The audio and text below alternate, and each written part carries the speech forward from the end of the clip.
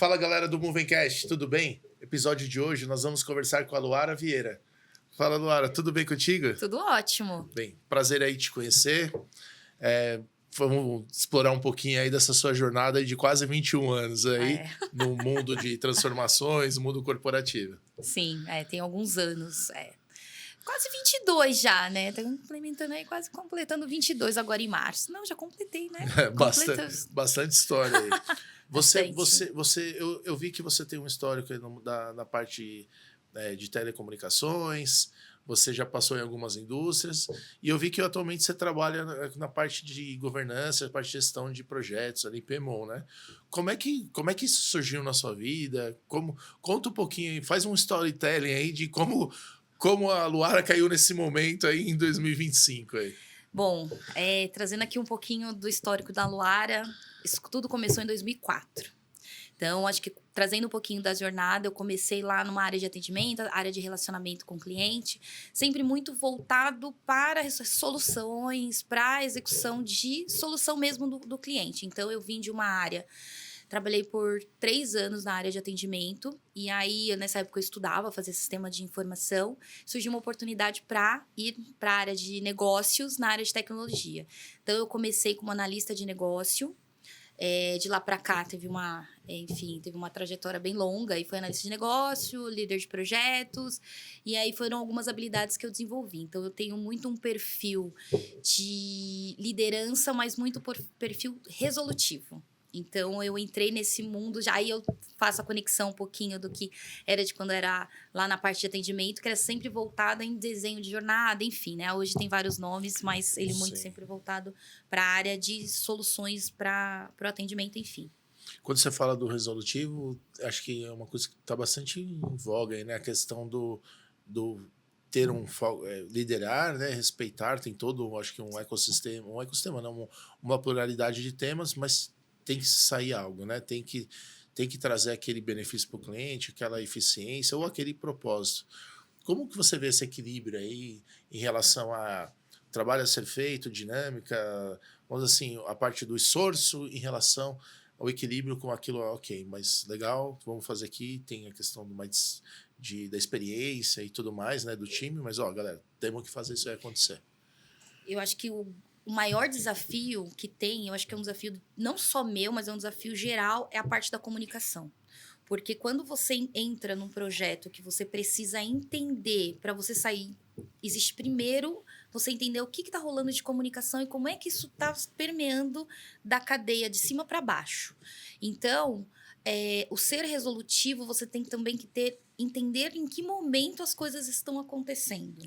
Ok. Porque se você entra sendo muito resolutivo e sem entender o que está acontecendo por trás, você não consegue sair do outro lado.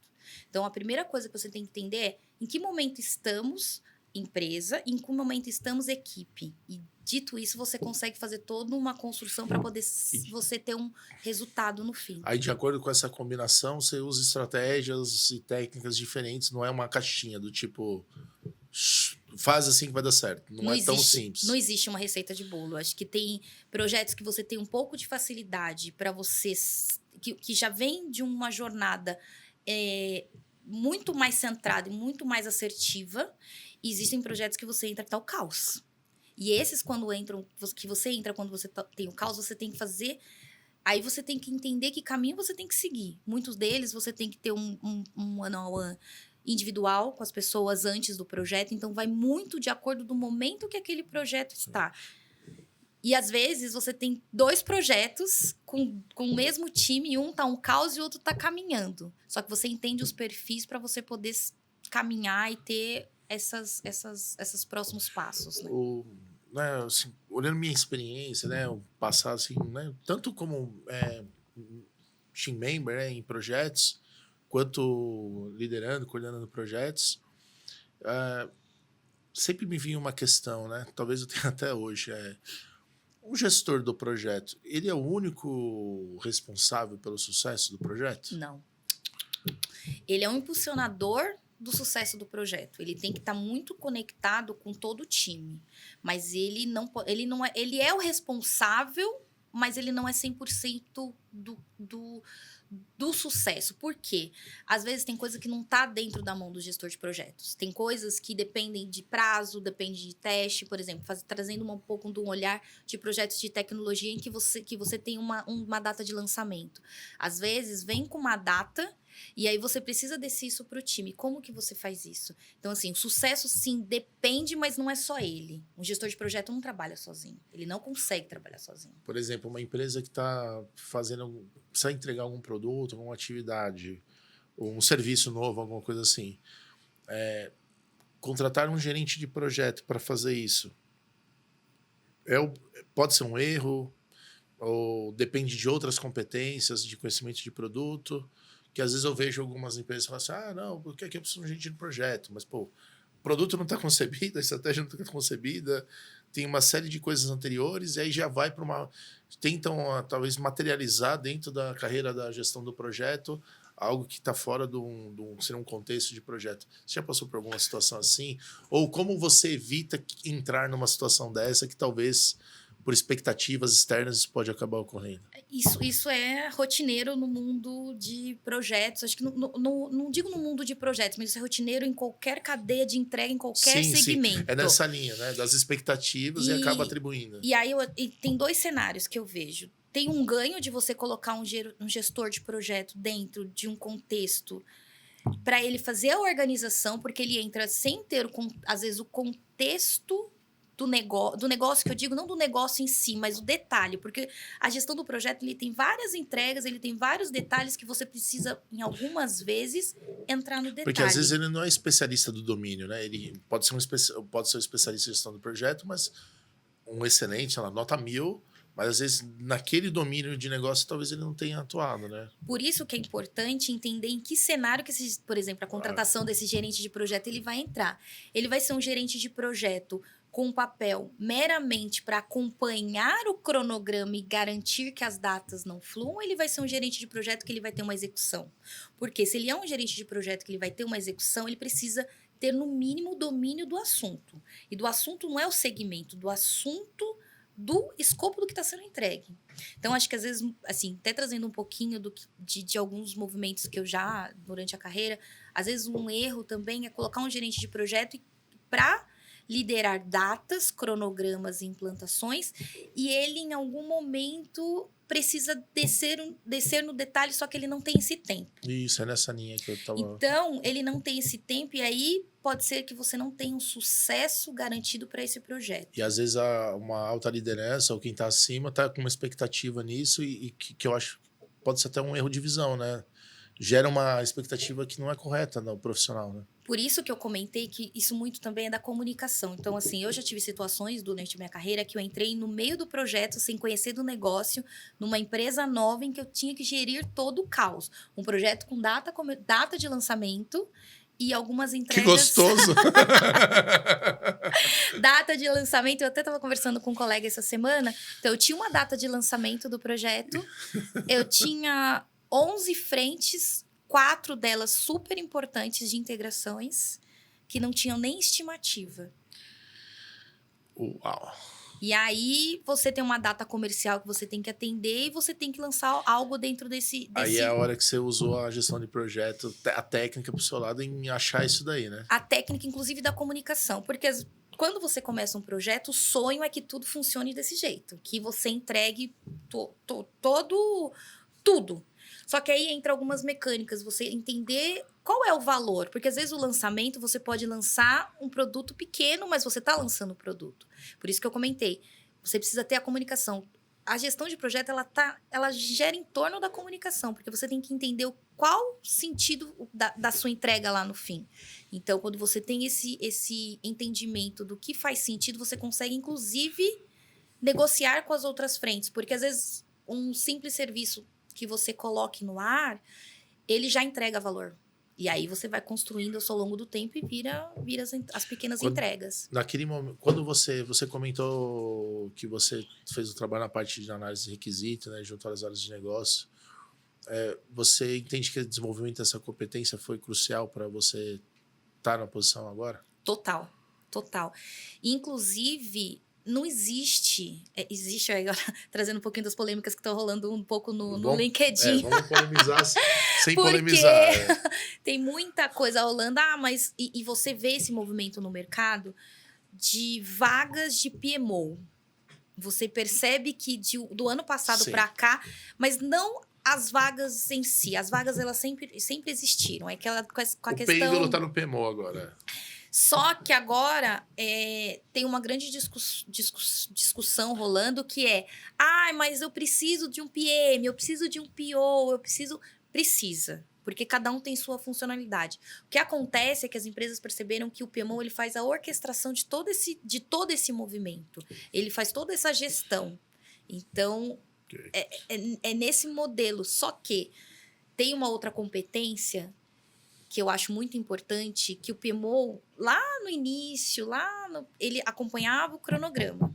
Ele vinha numa batida de cronograma. Já agora, ele precisa, muitas das vezes, descer um pouquinho no nível de detalhe. Não é só para fazer o relatório, não é só... E eu passei por todas essas fases. Então, existe uma parte de gestão de projetos que eu acho que isso que é o que está dando valor. Que o pessoal fala que é o VMO, né? Que é o Value Management Office, né? Não adianta só entregar bem, faz sentido entregar isso. Essa transição do olhar que serve, né? Tanto com a estrutura da empresa quanto da disciplina corporativa, né? De gestão de projeto, como por gestão de projeto. Quais dicas você vê que são importantes para quem se sente assim, ok, sou um gestor de projeto, mas ainda estou no modelo, as dimensões do PMA, e vendo lá, checklist, e a culpa nunca é minha, né? Porque alguém sempre atrasou. Aconteceu a mesma coisa com a agilidade, né? Na agilidade, não diria agilidade, mas diria assim, o Scrum Master já é o Master, o PO, antes deles era com o GP, antigamente, por que veio isso? Porque nunca é culpado, né? O culpado sempre é alguém. Essa transição para algo do value, mérito do resolutivo que você usou no começo, né? Acho que que dica que você tem? A principal dica é que você tem que descer um pouquinho no detalhe, sim. Você tem que entender um pouco do escopo. Não um pouco, mas você tem que entender pelo menos o mínimo de início, de start, cair no projeto. Quais são os riscos que eu tenho para aquele projeto? Quais são minhas grandes entregas? E como é que isso está para dentro do time de desenvolvimento, falando agora de área de tecnologia? Porque essa questão também do PMO com esse viés de gerente de projeto, vamos dizer assim, ele tem... não é só para tecnologia, para o negócio também. É tudo. O tudo. PMO é global, né? Não é só tecnologia. E aí, quando eu acho que a maior habilidade que ele tem que desenvolver é entender do negócio, mas não só do negócio entregue, descer para entender do que tem por trás. Por exemplo, eu tenho uma integração, pelo menos o funcional de cada entrega ele tem que entender. E entender quais são os riscos e como que esse risco pode ser mitigado. Acho que a principal é entender, descer um pouquinho mais no detalhe. A gente sabe aí que um dos grandes desafios que existe hoje no mercado está relacionado à gestão de talentos, né? E quando eu falo talentos, não é de Einstein, né? É um modo de falar, né? Uma gestão dos colaboradores, dos membros dos times e assim por diante. Como que você vê, numa escala assim, de 0 a 10, qual que é a importância de fazer essa gestão das pessoas? Como que você lida com isso? É um tema que você gosta? Como você se preparou, né? Porque imagino que você foi uma high performer, né? Que você foi muito bem dentro da sua... Quando você era eu mesmo, né? Sim. E aí, de repente, em algum momento, alguém falou, então, contar uma história para você, tu vai ganhar uma promoção, mas agora você vai coordenar pessoas. Não é fácil, é um momento... Enfim, como que essa parte da gestão, relacionamento com as pessoas e gestão dos interesses, né? No sentido... de trabalho aí que você enxergou e como você se preparou para o momento? Acho que de primeiro impacto, você tem um impacto também de delegar. Porque acho que o primeiro impacto, quando você assume um time, é o como você delegar e deixar que a pessoa faça isso de uma forma tranquila e sem você fazer microgerenciamento. É fácil fazer isso? Não. Não é, principalmente quando você conhece os tempos e movimentos. Então, você sabe o esforço que tem para fazer um cronograma, você sabe o esforço que tem para fazer um desenvolvimento. Enfim, você conhece. Isso ajuda, mas às vezes atrapalha. Porque acho que o maior desafio, e aí foram cursos e, enfim, para você entender, é saber que as pessoas não são iguais. Acho que a principal lição que eu tive quando eu fiz essa mudança de liderar, de liderar pessoas não de forma direta é que as pessoas não são iguais. Então, você tem que ter um bom one-on-one. Esse é o principal. Então, assim, entrar e entender o momento de cada pessoa, entender quais são as suas perspectivas dali para frente, porque você consegue construir também como que você vai abordar essas Sim. pessoas. Então, assim, quando você sai... Ninguém nasce líder. Ninguém nasce líder. Então, é um conjunto de habilidades que você vai construindo ao longo do tempo. Então, eu brinco que no começo, eu tinha essa questão do microgerenciamento. Isso me atrapalhou muito no início de ter essa liderança. Porque, daqui que eu faço. Tá bom, não, daqui que eu faço. Só que aí é um acúmulo de atividades que você não consegue nem gerir a equipe, nem gerir o que tem que entregar, e os pratinhos começam a cair. Então, essa transição, ela foi bem crítica na carreira, porque fazer normal, esse costuma ser movimento. bem desafiador. Mas aí, quando você entende, acho que a primeira coisa, quando você começa, e sempre trocar figurinhas com pessoas que já passaram por isso. Acho que esse é o principal. Tem cursos, tem técnicas, tem tudo. Mas passar a conversar com pessoas que já tiveram esses momentos, ele faz todo sentido. E quando, enfim, vários cenários acontecem dentro de um projeto, pode ser um cenário que eventualmente você começa a ter por N motivos, não importa, né? Você acaba tendo uma queda de performance eventualmente, né? Eu já pergunto do ganho, né? Para não parecer que eu só estou olhando para um lado. Quando você começa a ter uma queda de performance, seja coletiva ou individual, que estratégias você costuma usar? Que estratégia você recomenda para quem está em casa, assim, prestar atenção? Falar assim, olha, tem XY sinais aqui que pode ser um indicador e normalmente podemos levar para esse caminho aqui uma solução. Se você está muito próximo da equipe, acho que a primeira coisa, se você está muito próximo, você consegue entender o perfil daquela pessoa. Porque se você tem não só da pessoa e do time mesmo, né? Da alavanca de entrega, da quantidade. A união das pessoas também forma uma sinergia, um time. O time é quase que um ser também, né? Sim, e aí você percebe, por exemplo, uma equipe grande, se você tem algumas pessoas e você percebe que alguma coisa tá intimidando, alguma coisa tá caindo, a pessoa não tá entregando. Ou o projeto, quando você fala de squad, a squad vinha num cenário de 50, por exemplo, 50 histórias, e aí você coloca 50 e a pessoa. E aí o time tá entregando 40. Eu gosto. Agora a gente mescla, né? O cascagem, né? Opinião. Não, de metodologia. Sim, a gente começa a usar as retrospectivas também para entender e trazer para o time, não só para o time, até para que às vezes é um problema do gestor. Por exemplo, alguma particularidade que às vezes o gestor não consegue lidar e ele transparece isso para o time. Então, o time também às vezes perde tração. Então, eu uso muito da técnica, independente de ser só uma entrega, uma squad, enfim.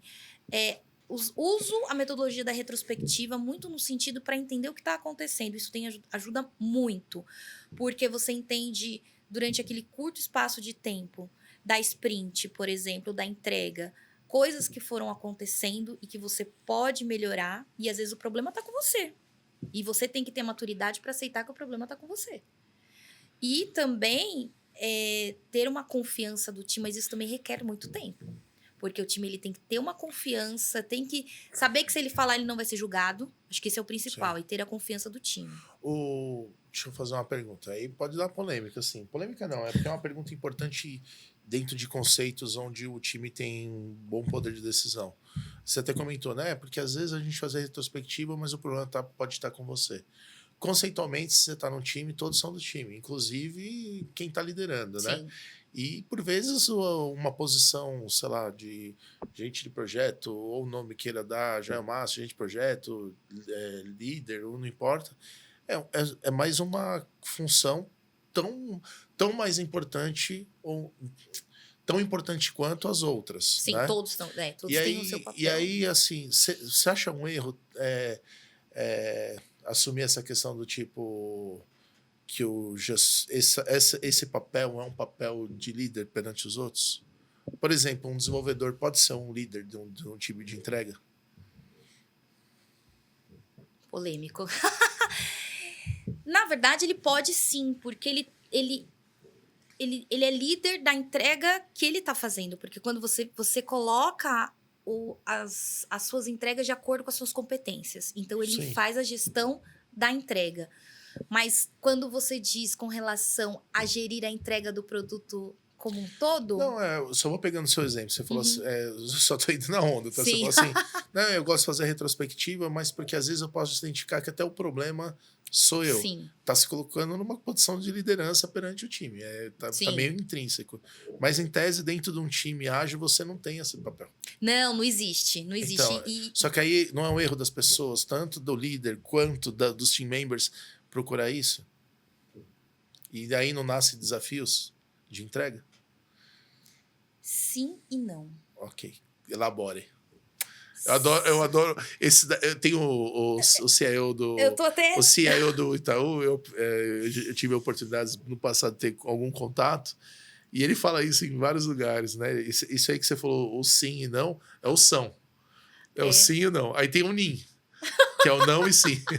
Então, sim e não. Essa é uma grande polêmica, porque assim, no fim do dia, quem tem que responder é quem está fazendo a gestão do todo. Por mais que cada um tenha a sua particularidade, tenha a sua responsabilidade mediante a entrega. Essa é a ideia original dos modelos ágeis de entrega? Sim. Que eu acho que por isso de ter o líder responsável? Não.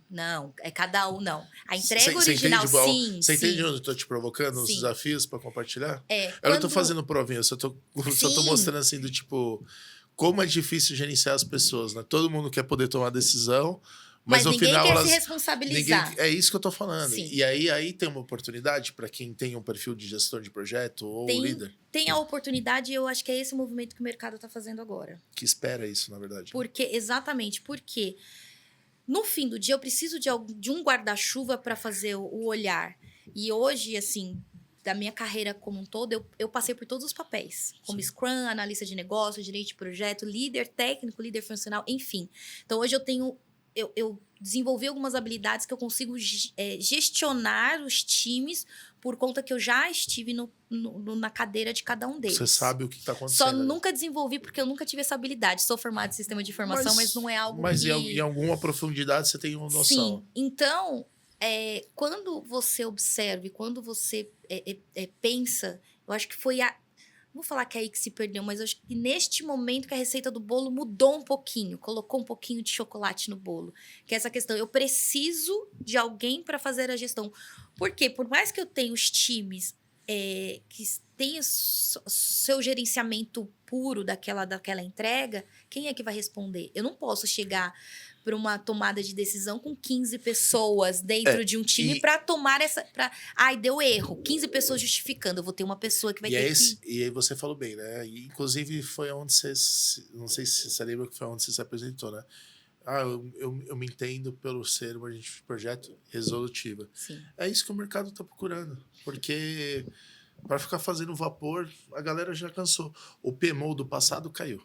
PMO do passado, aquele do cronograma, morreu. Vieram soluções do tipo, vamos tentar um modelo novo? Ágil, Scrum, não sei o quê? Show. Aí o que acontece? Né? Tentaram fazer algo diferente, mas com a mesma forma. Morreu também. Quem tiver com a pegada igual você tá fazendo, vai dar bem, né? Porque assim, porque assim, a agilidade, ela alavanca muito. Quando você vai falar de transformação digital, as metodologias de design thinking, as metodologias para você poder transformar e ver o valor, isso tudo ele vem da origem da agilidade. Então, ele tem valor para entrega e desenvolvimento. Mas no fim do dia, na grande entrega, eu preciso de alguém para ser responsável. Não é ser responsável no sentido negativo ou positivo, é ser responsável para que eu saiba para quem eu vá, exatamente, para quem eu vá buscar, por que isso não aconteceu? Me explica. E aí eu acho que é um modelo do que tem acontecido, porque o PMO, ele tem uma visão de entregas, mas você precisa também, como é que você vai justificar um atraso de um cronograma se você não sabe o que está acontecendo? Porque às vezes a pessoa que está lá te questionando, ela sabe muito mais do risco e muito mais do detalhe do que você mesmo. Então você precisa ter essa habilidade de entender e ouvir.